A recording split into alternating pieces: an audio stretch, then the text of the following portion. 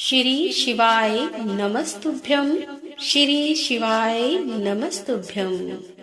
राधे राधे दोस्तों, जय श्री कृष्णा। आप सभी भक्तजनों पर भोलेनाथ की कृपा बनी रहे।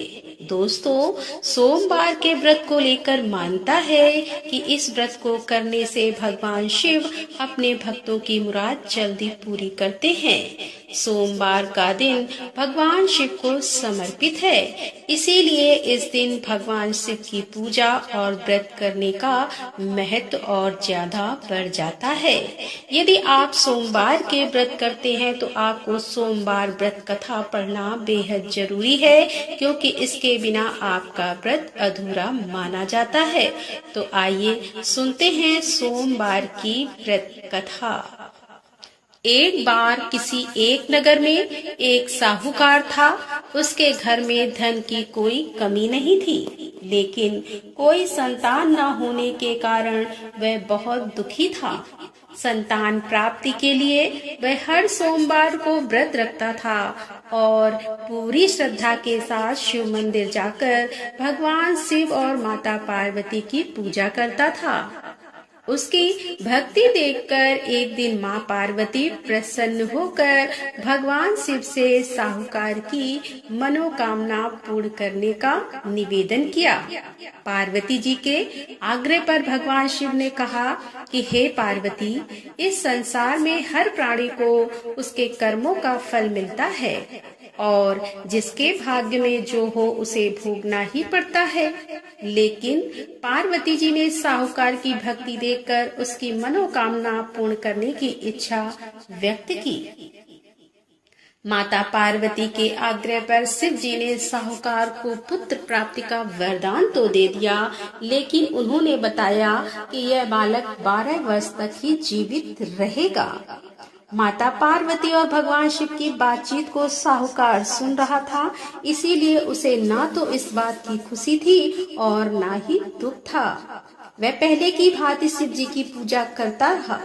कुछ समय के बाद साहूकार की पत्नी ने एक पुत्र को जन्म दिया। जब वह बालक 11 वर्ष का हुआ तो उसे पढ़ने के लिए काशी भेज दिया गया। साहूकार ने पुत्र के मामा को बुलाकर उसे बहुत सारा धन देते हुए कहा कि तुम इस बालक को काशी विद्या प्राप्ति के लिए ले जाओ। तुम लोग रास्ते में यज्ञ कराते जाना और ब्राह्मणों को भोजन दक्षिणा देते हुए जाना। दोनों मामा भांजे इसी तरह यज्ञ कराते और ब्राह्मणों को दान दक्षिणा देते काशी नगरी निकल पड़े।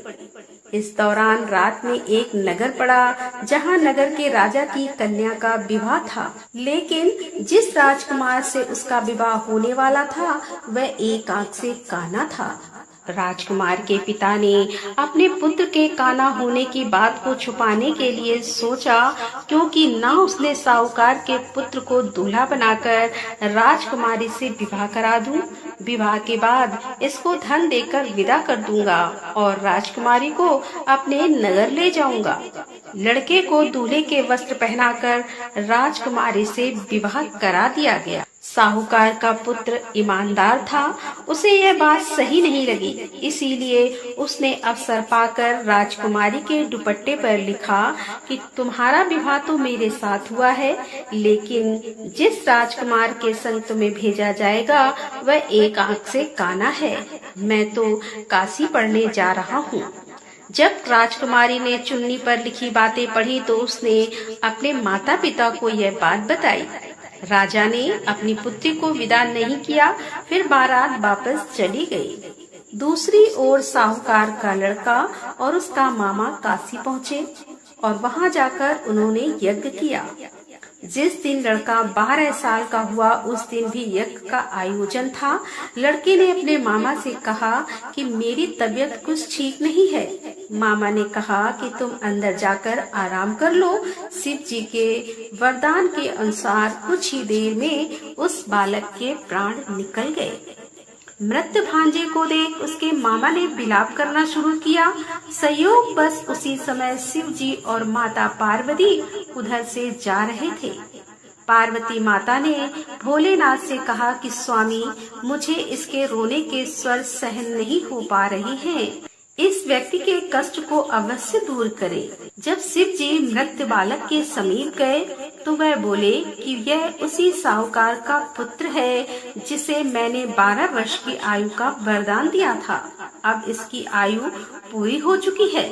लेकिन म्रात भाव से विभोर माता पार्वती ने कहा कि हे महादेव, आप इस बालक को और आयु देने की कृपा करें, अन्यथा इसके वियोग में इसके माता पिता भी तड़प तड़प कर मर जाएंगे। माता पार्वती के पुनः आग्रह पर भगवान शिव ने उस लड़के को जीवित होने का वरदान दिया। शिव जी की कृपा से वह लड़का जीवित हो गया। शिक्षा पूरी करके लड़का मामा के साथ अपने नगर की ओर वापस चल दिया। दोनों चलते हुए उसी नगर में पहुँचे जहाँ उसका विवाह हुआ था।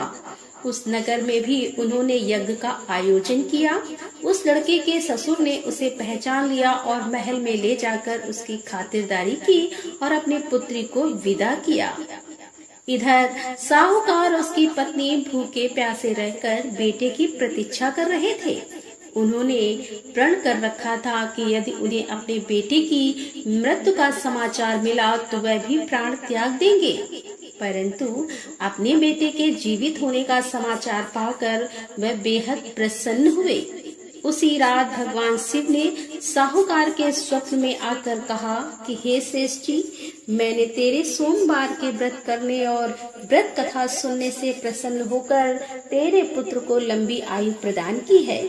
इसी प्रकार जो कोई सोमवार व्रत करता है या कथा सुनता है और पढ़ता है, उसके सभी दुख दूर होते हैं और सभी मनोकामनाएं पूरी होती हैं। तो बोलो शंकर भगवान की जय, बोलो माता पार्वती की जय। तो दोस्तों, कैसी लगी आज की ये कथा? यदि कथा पसंद आई हो तो वीडियो को लाइक करें, दोस्तों के साथ शेयर करें और हमारे चैनल पर पहली बार आ रहे हैं और अभी तक आपने हमारे चैनल को सब्सक्राइब नहीं किया है तो कृपया हमारे चैनल को सब्सक्राइब कर लें। मिलते हैं अगले वीडियो के साथ। तब तक के लिए राधे राधे, जय श्री कृष्णा, हर हर महादेव, जय भोलेनाथ की।